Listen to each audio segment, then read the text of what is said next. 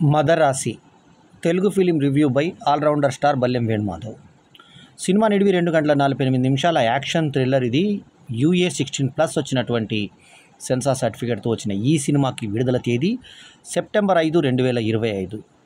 మద్రాసి ఇది multilingual movie starring Sivakarthikeyan, Rukmini Vasanth, Vidyut Jammwal, Biju Menon and Shabeer Kallarakkal in prominent roles. It is written and directed by AR Murugadoss. Murugadoss అనగానే మనకు Ghajini cinema గుర్తుకొస్తుంది. మరి ఈ సినిమా మీద గజిని మరియు తుపాకీ సినిమాల ప్రభావం కనబడుతుంది మనకి. కానీ ఆ సినిమాలు ఆకట్టుకున్నట్టుగా ఈ సినిమా ఉండకపోవడం కొంచెం బాధ కలిగిస్తే, ఈ మధ్య వచ్చిన AR మురుగదాస్ సినిమా కన్నా ఇది బెటర్గా ఉండడం కొంచెం బెటర్ అనిపిస్తుంది మనకి. ముఖ్యంగా స్పైడర్ డిజాస్టర్ తర్వాత అందులో అట్లీస్ట్ మనకి SJ సూర్య పర్ఫార్మెన్స్ అద్భుతంగా అనిపిస్తుంది.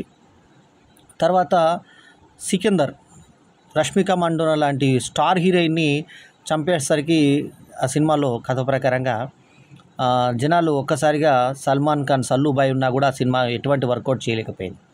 అయితే సప్తసాగరాల అనే సినిమా కన్నడ సినిమాలో 2 భాగాల ద్వారా ఎంతో ప్రఖ్యాతి చెందినటువంటి రుక్మిణి వసంత్ సన్నటి లేత అందాలతో కనబడ్డ ఈ సినిమాలో శివకార్తికేయన్ గత సినిమా అమరన్ సినిమాతో సూపర్ హిట్ అందుకున్నటువంటి ఈ నటుడి పర్ఫార్మెన్స్ చూస్తే మనకు విక్రమ్ గుర్తుకు రాకమానడు. అద్భుతంగా యాక్ట్ చేశాడు. ఒక సినిమాలో మహిళ వేషం కూడా రక్తి కట్టించినటువంటి శివకార్తికేయన్ హీరోగా ఈ సినిమాలో ఒక మెంటల్ పేషెంట్, డిల్యూజన్ పేషెంట్గా యాక్ట్ చేస్తూ ఒక డాక్టరు ట్రైనీగా, జూనియర్ డాక్టర్గా రుక్మిణి వసంత్ యాక్ట్ చేసిన ఈ సినిమాలో ఇప్పుడు హిందీలో హీరోగా చేస్తున్న విద్యుత్ జంవాల్ విలన్గా, తర్వాత విలన్గా చేసే బిజు మీనన్ ఈ సినిమాలో ప్రేమ్నాథ్గా ఒక మంచి పాజిటివ్ పాత్ర, NIA అధికారిగా, షబ్బీర్ కల్లరక్కల్ ఒక ఇంపార్టెంట్ విలన్ పాత్రలో నటించిన ఈ సినిమాకి రచయిత, దర్శకుడు AR మురుగదాస్ కాగా, అనిరుద్ రవిచంద్రన్ మ్యూజిక్, సుదీప్ ఇలామన్ సినిమాటోగ్రఫీ సినిమాకి బాగా ప్లస్ అయింది. అట్లాగే అనిరుద్ ఆ బీజిఎమ్స్ మాత్రం అనుకున్నంతగా లేదు. తర్వాత ఈ సినిమాలో మనకి చిరాగ్ పాత్రలో అలరించినటువంటి ఈ షబ్బీర్ కల్లరక్కల్, ఇతను ఈ సినిమాకి ప్లస్ పాయింట్ బాగా చేశాడు.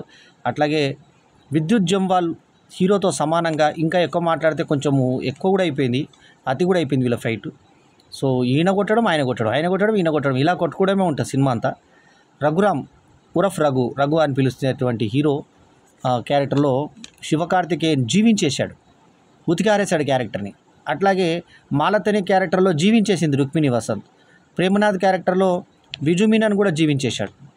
NIA నేషనల్ ఇన్వెస్టిగేషన్ ఏజెన్సీకి సంబంధించినటువంటి కథతో, ఇది యానిమల్ ఇన్స్టింక్ట్ అనేటువంటి తన దగ్గర ఉన్నటువంటి ఒక జంతు గుణంతో నేను చేస్తాను అని చెప్పేసి హీరో ఈ సిండికేట్ని ఎదుర్కొనే దానికి ఒక లేడీ బాస్ ఉంటుంది. ఆ లేడీ బాస్ వీళ్ళు గన్ కల్చర్ని తమిళనాడులో తీసుకురావడానికి ప్రయత్నం చేస్తుంటారు. అయితే ఇక్కడ తమిళనాడు అన్నటువంటి పేరు వాడడం తప్ప మదరాసి అనే టైటిల్ ఎందుకు పెట్టాడో AR మురుగదాస్కే తెలియాలి. టైటిల్ క్లారిఫికేషన్ ఏమాత్రం లేని సినిమా.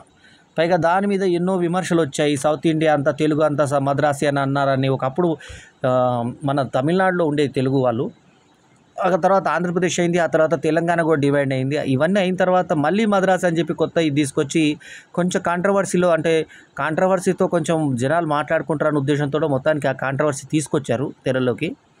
అయితే ఆ తెర మీద తీసుకొచ్చినటువంటి అది ఈ సినిమాకి ఎటువంటి హెల్ప్ కాలేకపోయింది. ఈ సినిమాలో ప్రధానంగా మనకి పెద్ద దర్శకులకు ఏమైపోతుంది అనిపిస్తుంది. మనకు తమిళ్లో ఇప్పుడు తెలుగులో ఎట్లయితే మనము రాఘవేంద్రరావు, రాజమౌళి ఇలా మనం మాట్లాడుకుంటామో గొప్ప దర్శకుల జాబితాలో, అట్లాగా తమిళ్లో మనకి శంకరు, ఆ తర్వాత చెప్పుకోదగ్గ పేరు AR మురుగదాస్. AR మురుగదాస్ అనగానే మనకి తెలుగులో కూడా చేసిన స్టాలిన్ సినిమా గుర్తుకొస్తుంది. స్టాలిన్ సినిమా కూడా పెద్దగా ఏం ఆడలేదు, సినిమా యావరేజ్గా నిలబడేది. అటు ఫ్లాప్ కాదు, ఇటు కాదు, ఏదో యావరేజ్గా నిలబడింది. కానీ AR మురుగదాస్ గజిని సినిమా ఇక్కడే కాదు, అటు అమెరికాతో అల్లు అరవింద్ హిందీలో చేస్తే అక్కడ కూడా ఒక ఊపు ఇడిచిపెట్టిన సినిమా. మరి అటువంటి గొప్ప డైరెక్టర్ చేసిన సినిమా అంటే జనాలకి తుపాకీ లాంటి సినిమాలు ఇచ్చి, మరి ఇట్లాంటి గజిని లాంటి సినిమాలు ఇచ్చినటువంటి మేధావి దర్శకుడి కిందకు వచ్చినటువంటి AR మురుగదాస్, శంకర్ ఎట్లయితే మనకి గేమ్ చేంజర్తో ఫ్లాప్లోకి పడ్డాడో అట్లాగా మళ్ళొక ఫ్లాప్లోకి వచ్చాడా అనిపిస్తుంది మద్రాస్ సినిమా చూస్తే. కాకపోతే ఇందాకే చెప్పినట్టుగా స్పైడర్ కన్నా, సికందర్ కన్నా కొంచెం బెటర్గా ఉంది మద్రాసి.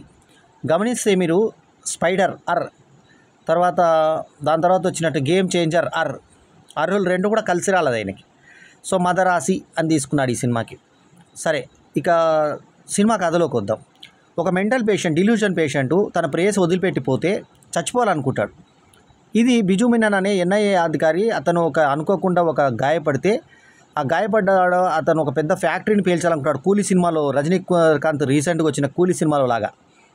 ఆ కూల్చే ఆపరేషన్లో ఒక అతను వీళ్ళు పంపించినటువంటి వ్యక్తి వచ్చి నేను ఆత్మాహుతి దళానికి వెళ్తాను అన్నప్పుడు ఊరికే చచ్చిపోతాను 2-3 ఆత్మహత్య ప్రయత్నాలు చేసినటువంటి శివకార్తికేయన్ని చూసి ఇతన్ని అనధికారికంగా అతను నియమించి అక్కడ ఒకటి బ్లాస్ట్ చేసి రావాలని చెప్పి పంపిస్తాడు.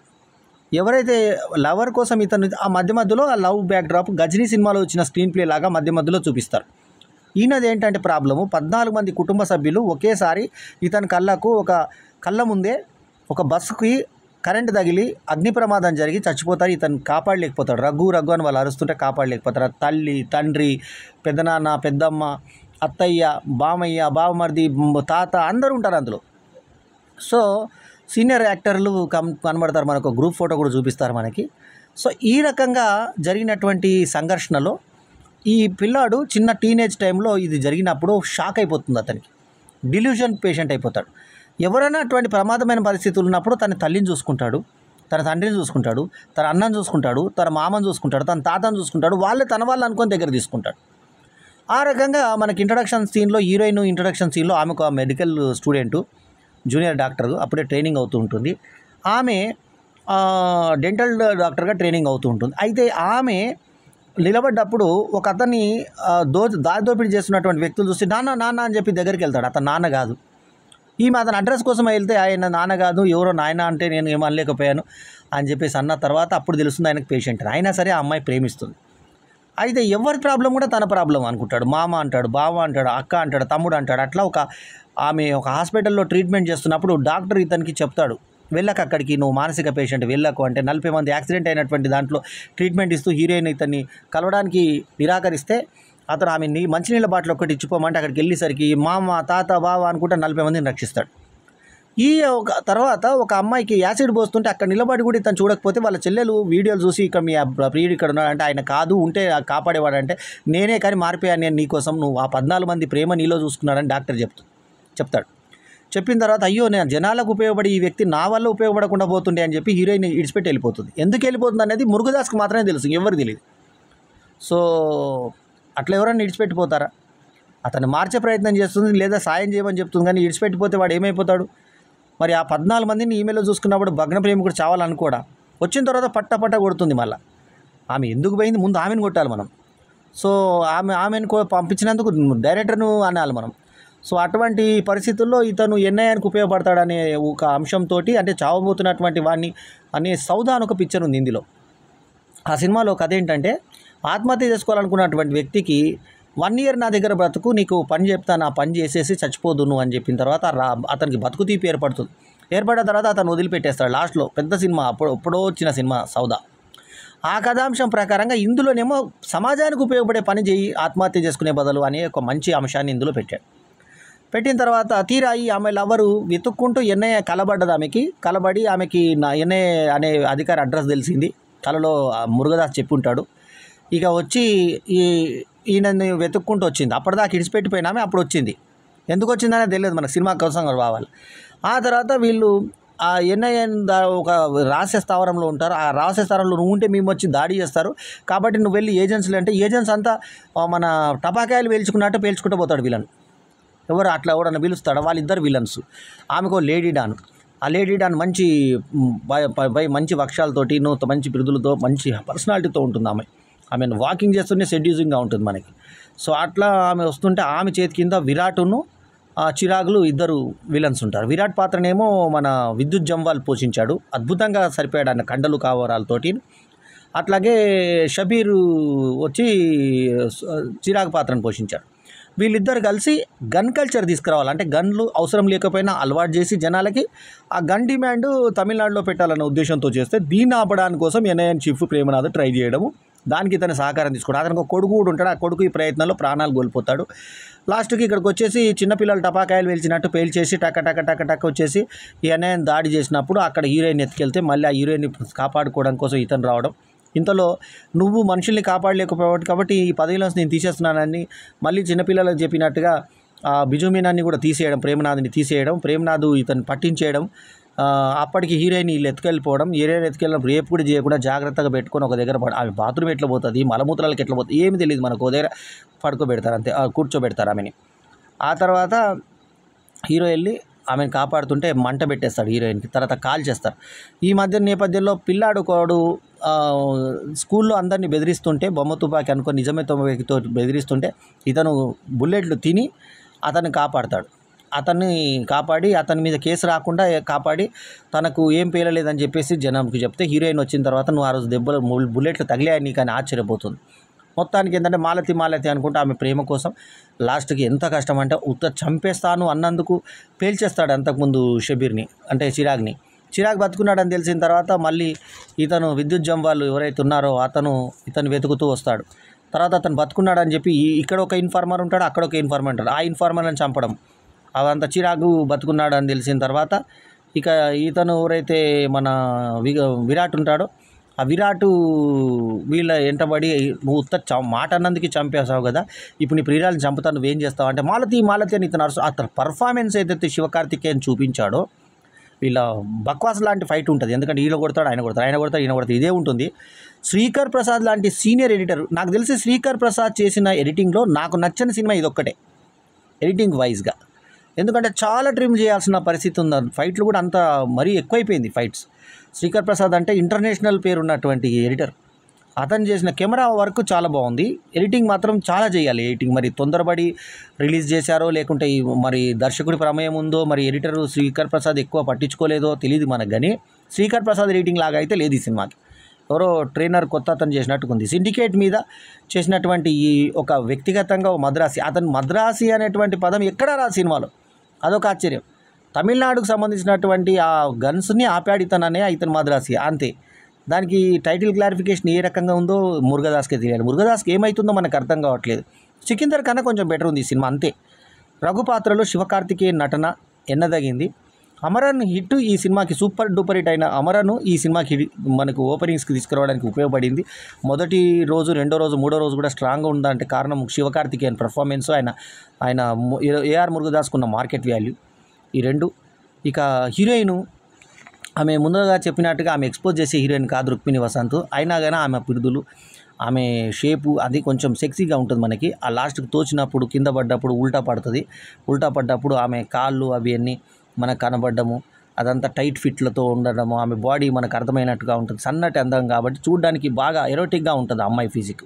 సో ఆ రుక్మిణి వసంత్ ఆ కనబడని అందాల్లోనే బ్రహ్మాండంగా ఉండి సినిమాలో ఎటువంటి ఎక్స్పోజింగ్ లేకున్నా కూడా ఆమె ఫిజిక్ని చూసి ఆనందపడే విధంగా అది ఉంటే, అంటే ఆ యొక్క స్ట్రక్చర్ ఉంటే ఆమెది మనకి ఇంకా పర్ఫార్మెన్స్ ప్రకారంగా శివకార్తికేయన్ యొక్క పర్ఫార్మెన్స్ మనం ఆకట్టుకుంటుంది. అట్లాగే ప్రేమ్నాథ్ పాత్రలో బిజు మీనన్ విలన్గా ఎక్కువ చేసేటువంటి బిజు మీనన్ మలయాళ నటుడు, మరి ఈ సినిమాలో అద్భుతమైన పర్ఫార్మెన్స్ ఇచ్చాడు ఆయన అధికారిగా. మిగతా అధికారులు కూడా పర్వాలేదు అనిపించారు. ఇక ఫైటర్స్గా విద్యుత్ జంవాల్ ఒక విలని, చిరాగుగా ఇతను షబీర్ పర్ఫార్మెన్స్ బాగున్నాయి. సో యాక్షన్ ప్రేమికులను మాత్రమే ఇష్టపడేటువంటి వాళ్ళకు మాత్రమే టార్గెట్ చేసుకున్నటువంటి ఈ సినిమా మిగతా ప్రేక్షకులకు నచ్చుతుందా అంటే 100% డౌటే. ఘాటి లాంటి విఫలమైన సినిమా వచ్చినటువంటి రోజునే మద్రాసి కూడా రావడము, 2 సినిమాల ఫలితాలు ఇలా ఉండడంతో అతి చిన్న సినిమా అయిన లిటిల్ హార్ట్స్ సినిమా సక్సెస్ బాటలో పట్టడం ఆశ్చర్యం. ఎందుకంటే ఘాటి సినిమా వెనుక క్రిష్ జాగర్లమూడి, అనుష్క లాంటి కాంబినేషన్ ఉంది. తర్వాత ఇక్కడ ఏఆర్ మురుగదాస్, శివకార్తికేయన్, రుక్మిణి వసంత్ లాంటి కాంబినేషన్ ఉంది. ఈ రెండింటి మధ్యన ఒక అతి చిన్న సినిమా, టీవీలో ప్లే అయినటువంటి సినిమా, మధ్యతరగతి బయోపిక్ అని చెప్పేసి మిడిల్ మ్యాన్ బయోపిక్ అనే శివాజీ హీరోగా చేసిన సినిమాలో వచ్చిన చిన్న బాలుడు నటుడు చేసినటువంటి అతను ఈ సినిమా లిటిల్ హార్ట్స్ ఈ వారంలో నిలబడడం అనేది ఆశ్చర్యం. అంటే కంటెంట్ ఉంటే ఏ సినిమా అయినా ఆడుతుందనడానికి ప్రబలోదాహరణ ఇవాళ, హౌస్ఫుల్ ఇవాళ ఆ సినిమా. సో ఇది ఈ సినిమాకి ఇప్పుడు మద్రాసి సినిమా యాక్షన్ ప్రియులకు మాత్రమే చేరేటువంటి ఈ సినిమాలో మనం వెతుక్కున్నా కూడా ఎటువంటి ప్లస్ పాయింట్స్ ఇట్లా కదిలించేటువంటి సన్నివేశాలు ఏం కనబడవు, యాక్షన్ సన్నివేశాలు తప్ప, శివకార్తికేయన్ పర్ఫార్మెన్స్ తప్ప. శివకార్తికేయన్ పర్ఫార్మెన్స్ కనుక లేకపోతే సినిమా జీరో. సరే, ఉన్న యాక్షన్ సన్నివేశాలు, రుక్మిణి వసంత్ పర్ఫార్మెన్స్ అని ఆమె యొక్క ప్రెజెన్స్, విద్యుత్ జంవాల్ యొక్క విలని, ఇవన్నీ క్రోడీకరించుకున్నాక ఈ సినిమాకి నేను ఇచ్చినటువంటి rating 3/5. Is my review rating. 3 దాకా కూడా ఎందుకు వెళ్ళింది ఈ సినిమా అంటే శివకార్తికేయన్ వల్లే వెళ్ళింది. ఈ రివ్యూ కనుక మీకు నచ్చితే లైక్ చేయండి, కామెంట్ చేయండి, షేర్ చేయండి, మా ఛానల్కు తప్పకుండా సబ్స్క్రైబ్ చేయండి. ఎల్లప్పుడూ మీ ఆదరాభిమానాలు ఆశించే మీ ఆల్రౌండర్ స్టార్ బల్యం వేణుమాధవ్. నిమజ్జనం చక్కగా జరిగింది, ఎటువంటి ప్రమాదాలు లేకుండా ప్రమోదంగా జరిగింది కాబట్టి అందరికీ శుభాకాంక్షలు తెలియజేసుకుంటూ, పూర్తి హిందూ సమాజానికి అభినందనలు తెలియజేసుకుంటూ, ఒక హిందూగా గర్విస్తూ వినాయక నిమజ్జన శుభాకాంక్షలు మరొకసారి తెలియజేసుకుంటూ, ఎల్లప్పుడూ మీ ఆదరాభిమానాలు ఆశించే మీ ఆల్రౌండర్ స్టార్ బల్యం వేణుమాధవ్. నమస్తే, జై హింద్.